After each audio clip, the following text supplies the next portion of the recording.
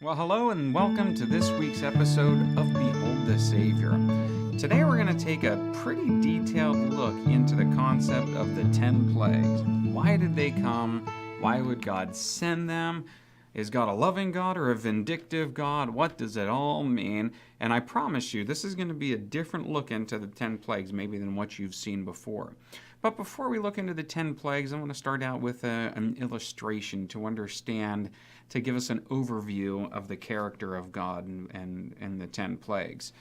A number of years ago, my family went up to the farm show here in Pennsylvania. We're in southern Pennsylvania, and this farm show is up in Harrisburg, about an hour or so north above us. And at this farm show, you know, it's fun for the kids. You can see farm animals and neat things, and there's different vendors there. But my favorite part is the food court. And there's all sorts of different vendors there, and you can just go in a big line, just snake your way through, going from vendor to vendor, getting free samples. That's the best part of it. So we were there with another family, and I was up in front of everyone as the others were talking and going through a little slower. So I left them and went to the next vendor right around the corner, and it was a pretzel stand with mustard. And I just stopped and was looking at the person in front of me and observing them.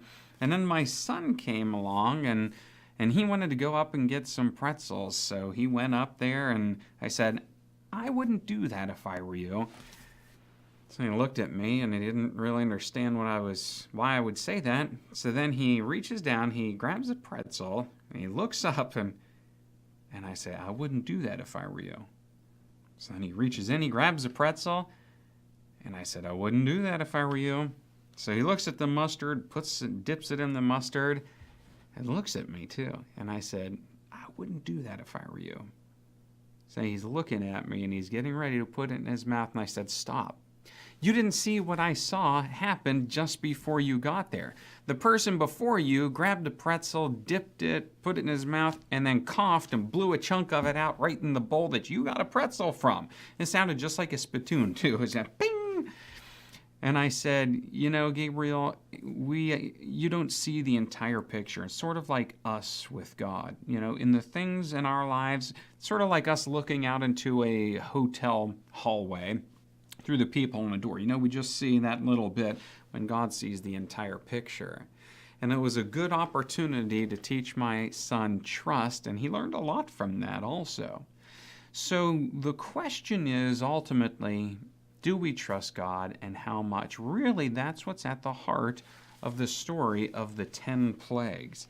And let's get into it today as we look through and keeping this lesson of trust in our minds as we go through. Well, a prophecy was given in Genesis chapter 15 that the Israelites would go into captivity.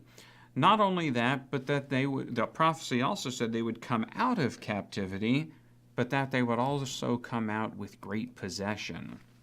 And now let's see what takes place and how this would happen. The Israelites, they went into Egypt under asylum, under Joseph. They needed food, so they went in there and they were accepted. And they were a very fertile people. They began to multiply very, very quickly. And if you ever want a good study on your own, I challenge you to study and see how quickly they did multiply. It's faster than what you thought.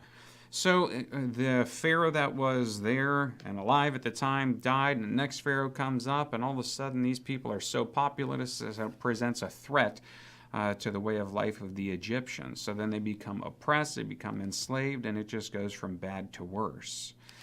Now in Exodus chapter 2, verse 23, it says, Now it happened in the process of time that the king of Egypt died, and the children of Israel groaned because of the bondage, and they cried out, and their cry came up to God because of the bondage. So God heard their groaning, and God remembered his covenant with Abraham, with Isaac, and with Jacob. And God looked upon the children of Israel, and God acknowledged them. So there was a cry that went out that they were not happy being in slavery, and God heard that cry. You know, when we send up a cry and a prayer to God that we feel like we're oppressed, we're in a place that we can't get out of or something, we lift it up to God. God hears it, and you expect him to hear and answer that prayer. Well, God raised up a man by the name of Moses, And one thing led to another. He ended up leaving Egypt, living in the wilderness for 40 years. And at the end of that 40 years, God called him to go back and free his people that had been enslaved. Not only did God raise up Moses, but he also raised up Moses' brother Aaron. And they were commissioned to go and take a message to the king that the people would be set free. So Moses goes in to see the Pharaoh, and this is where we really see the beginning of the 10 plagues and the reason for it. There's two reasons that God allowed the plagues to come. One reason is to bring God's people out of bondage, the obvious. And the second reason for the plagues was so that the power and sovereignty of God can be acknowledged, to set his people free and to show that God is the one true God. So Moses goes in, and he's commissioned with a first sign to give to the Pharaoh. And the first sign involved a snake. Well, let's take a look at it here. So Moses and Aaron went into Pharaoh, and they did so, just as the Lord commanded. And Aaron cast down his rod before Pharaoh and before his servants, and it became a serpent. Now, if you saw somebody throw a staff down in front of you and it became a snake, would that get your attention? Well, it got their attention. It got their attention very well. Now, the reason for this one, this is not a plague, but this is an opportunity for Pharaoh and his people to see that Moses is a legitimate messenger of God. Now, Moses had already been proven as a legitimate messenger of God to the Jewish leaders. Take a look at this here in Exodus chapter 4, verse 29. Then Moses and Aaron went and gathered together all the elders of the children of Israel and spoke all the words which the Lord had spoken to Moses. Then he did the signs in the sight of the people. So the people believed. And when they heard that the Lord had visited the children of Israel and that he had looked on their affliction, then they bowed their heads and worshipped. So the first sign was the staff turning into a snake. Now, take a look at this. Why a snake? Do you ever wonder that? Now, all of these plagues, this really sets the framework for the reason for every single one of these plagues. Why a serpent? The Wadjet was a god. It was said to control and protect the land, and it was depicted as a snake, and there was a snake that was represented on the headdress of the Egyptian leaders also. But that wasn't it. Moses or Pharaoh wasn't happy with that. So Pharaoh called in the wise men and the sorcerers. So the magicians of Egypt, they also did in like manner with their enchantments. For every man threw down his rod, and they became serpents. But Aaron's rod swallowed their rods. So Pharaoh's magicians were able to reproduce this miracle.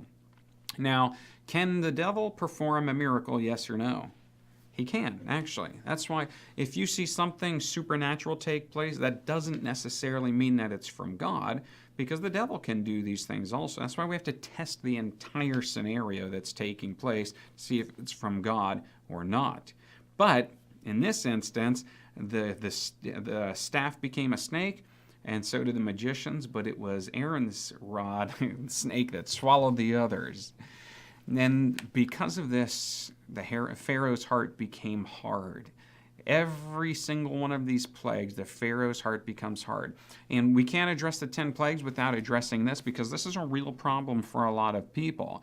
And they figure, well, why would God harden Pharaoh's heart? And why would he do this to him and not even give him the opportunity to let the people go? Well, let's address Pharaoh's heart becoming hard.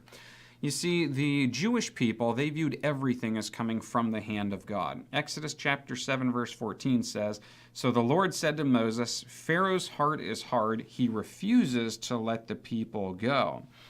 Now, did Pharaoh harden his own heart, or did God harden his heart?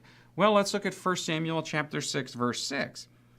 Why then do you harden your hearts as the Egyptians and Pharaoh hardened their hearts? When he did mighty things among them, did they not let the people go that they might depart? So who hardened their hearts? It was Pharaoh. Pharaoh had all the opportunities, but God knew that Pharaoh's heart would become hard. So this helps us understand the context of everything. Now, you've waited long enough. Now let's get into the 10 plagues. Plague number 1, the water was changed to blood. In each one of these plagues, you see a very similar chain of events that takes place. First, there's a request. Let my people go. The warning, if not, there's going to be consequences. The water will be turned to blood, and then the plagues come. Now, this plague, some say, well, it was just an algae or something that was growing in the water that made it turn red. And you could use that excuse, except it had the consistency of blood also. It had the smell of blood. Not only that, but water that had already been collected, that was already in vessels, it turned to blood also. So this became a real problem, and the magicians, they were able to counterfeit and reproduce this plague also. But why water turning to blood? This was an attack, a direct attack on the god Khnum, god of waters and creation, protector of the river's source. This was an attack on Hapi, the spirit of the Nile, and primarily an attack on Osiris, god of the afterlife. The Nile is said to be his bloodstream. So every plague, and it even started with the instance of the staff turning into a snake, every single one of these things is an attack on the gods of the Egyptian people. Exodus 7:22, the magicians of Egypt did so with their enchantments, and Pharaoh's heart grew hard, and he did not heed them, as the Lord had said. Every time the Pharaoh's heart becomes hard. Well, it continues. Let's go to plague number 2. Then there's the request, the warning, the plague comes. Now, the plague of the frogs, of course, they came out of the water, out of the Nile. But the Bible tells us that they were everywhere. They were in the ovens. They were in the kneading troughs. They were everywhere. I mean, it was just, it was unsanitary. And you can imagine the stench and everything that they would bring along with it also. So Pharaoh's magicians are able to reproduce this one as well.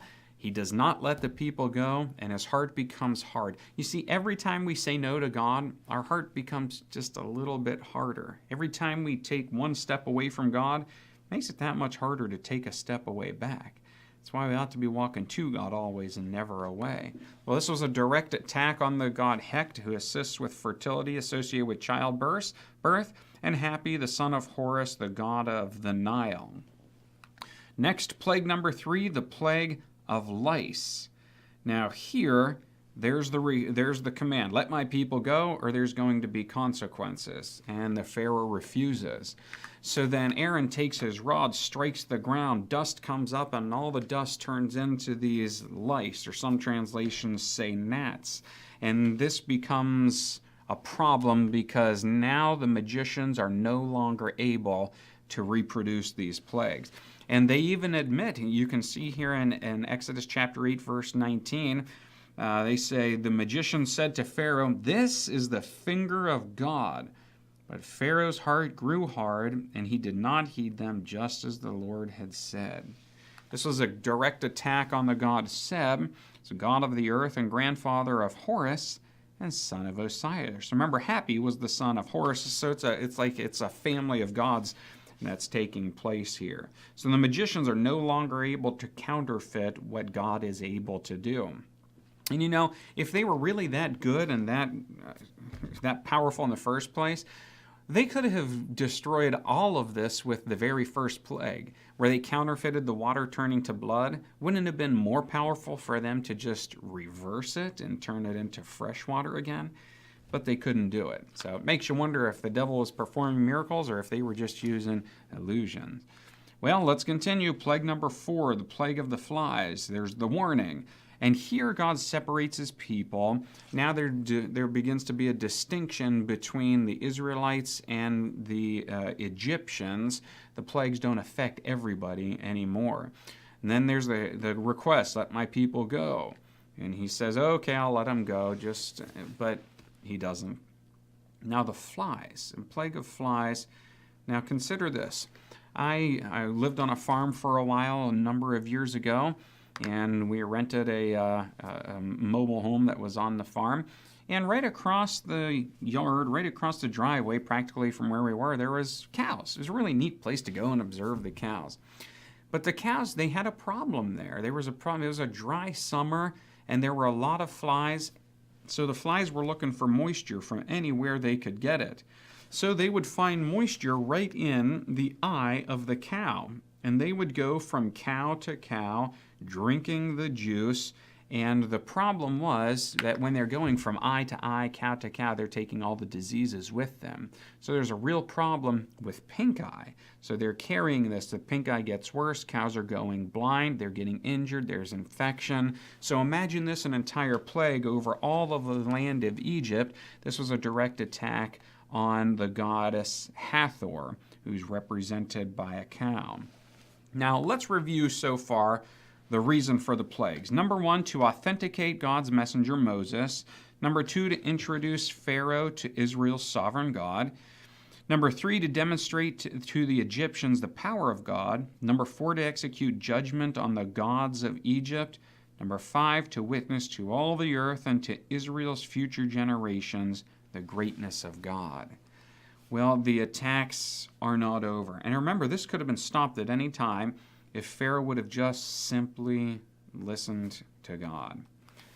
Plague number 5 comes, disease on the cattle. The warning goes out, let my people go. If not, there's going to be problems. Plague hits, and here God separates his people again, and Pharaoh's heart becomes hard again. This was a direct attack on the god Ptah, the god of Memphis, which is represented by the sacred Apis bull. And now here we come to plague number 6, the plague of the boils. Now remember, the magicians were able to counterfeit up until plague number 3, then they could no longer reproduce it. Now they can't even really stand before the Pharaoh because of the plague of the boils. Exodus chapter 9 verse 10 says, Then they took ashes from the furnace and stood before Pharaoh, and Moses scattered them toward heaven, and they caused boils that break out in sores on man and beast. And the magicians could not stand before Moses because of the boils, for the boils were on the magicians and on all the Egyptians. So you remember the story of Job in the Bible. He suffered from boils all over his body, and that was a direct attack from God. Now God's saying, you want to give my child boils? I'm going to give your entire people boils. Remember, they could have stopped it at any time. And this was a direct attack on Imhotep, the god of healing, because there's an association with ashes and healing and its medicinal properties. So the magicians can't stand even in the presence anymore because of the affliction. Well, let's look at plague number 7, the plague of hail. There's the warning, and now some actually start to believe. So the plague of hail and fire comes, and Pharaoh submits. Fine, take the people out, let them worship, but it's still not going to be the way you want. Now, the whole time, what Moses was asking for, he actually wasn't asking for complete freedom initially. All he was asking from Pharaoh is, let my people go out and worship God and have a Sabbath, make a sacrifice. That's the initial request. But anytime we make a request to God, God goes above and beyond, and you know the story, he ended up setting them free. So the hail, this was an attack on the goddess Nut, the sky goddess, and Isis and Seth, the protector of the crops, and Serapis, the god of fire and water. So this hail and fire comes down and destroys all of the crops. Remember, the cattle were already afflicted, so this is attacking the food source, already attacked the water source, and it's choking the entire economy of Egypt. Plague number 8, the plague of the locusts. Pharaoh's and servants' hearts are already hard. They're getting harder. And Moses requests, hey, let my people go. And there's this negotiation. Well, let them go, but not the cattle. And it goes back and forth. And Moses says, no, we're all going to go. And we're going to go outside the borders of Egypt. We're not going to stay in here. Otherwise, your people would kill us. But Pharaoh just will not relent. And this plague of the locusts was a direct attack on Isis, the goddess of life, and Seth, the protector of the crops. These plagues, the locusts came in and they just destroyed and ate up everything. Still 2 more plagues to go. Plague number 9, plague of darkness. Now, there was an issue with sun worship in Egypt. Basically, sun worship has been an issue practically since right after the Garden of Eden. If you follow the lineage of the Bible, one of the first kingdoms was Babylon, and it was basically built on sun worship. And plague number 9, the plague of the darkness, is very similar to the 7 last plagues, some of the 7 last plagues that will strike in the end time. And here there's darkness. God says, you want the sun, you want to worship the sun, I'm going to just take the sun from you. Now, in the 7 last plagues, there's darkness, and then there's intense burning and intense sunlight. And essentially, God's saying, you want to worship the sun? I'm going to give you the sun. This was a direct attack, this darkness, on Amun, which is the king of the gods, and Ra, which is the sun god. And they could even combine gods, Amun, Ra, which is combined to be even more powerful god. So far we've gone up through 9 plagues, direct attack on many of the gods of Egypt, and there's still 1 plague to go yet. And here we see the institution of the Passover. The final plague, Moses comes in, let my people go, or I'll never see you again if you refuse after this one. And he was right. The Pharaoh never saw Moses again. And he pleaded, he begged him, let my people go. You don't want this thing to happen. So God commanded his people, paint and do the sacrifice, paint blood on the lintel and on the doorpost.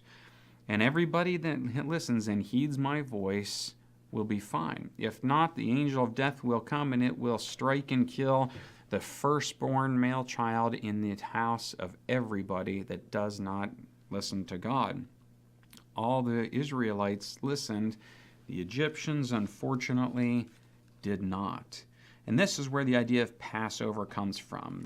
The angel of death would pass over the house, and this led to the death of the firstborn.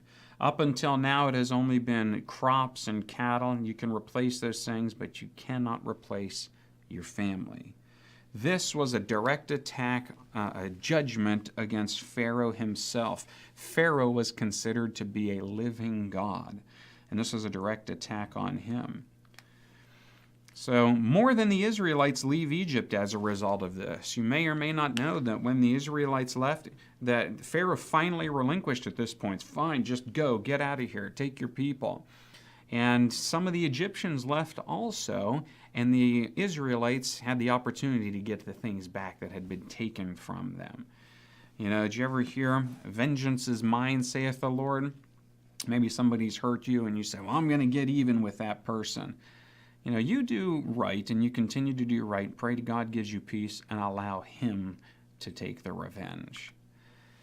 Exodus chapter 12, verse 41. And it came to pass at the end of the 430 years, on that very same day, it came to pass that all the armies of the Lord went out from the land of Egypt.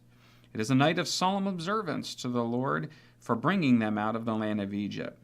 This is that night of the Lord, a solemn observance for all the children of Israel throughout their generations. So the Passover is still observed today in the Jewish church. And of course, we see the Passover in the Christian church has been with the institution of communion, the bread and the juice, and Jesus has become that Passover lamb for us. Now, what does the Lord need to break down in your life? Will it take as many requests as what it took from God to the Pharaoh to let the people go? How many times will it take for him to get your attention? Why don't we pray to God and ask God to be the ruler of our hearts and give him whatever it is that he needs to take? Because ultimately, he'll never take anything that's only for our good. He'll only ask us to give up things that will harm us, and he'll fill that with good. Father in heaven, we thank you for this wonderful story of the 10 plagues. We're thankful for the insight and specifics you give us in the Bible. And God, we don't want to worship any other God. There is no other God. So we want to have a relationship with you. Forgive us of our sins and help us to enjoy a long, fruitful relationship and life with you. We thank you and ask it in Jesus' name. Amen.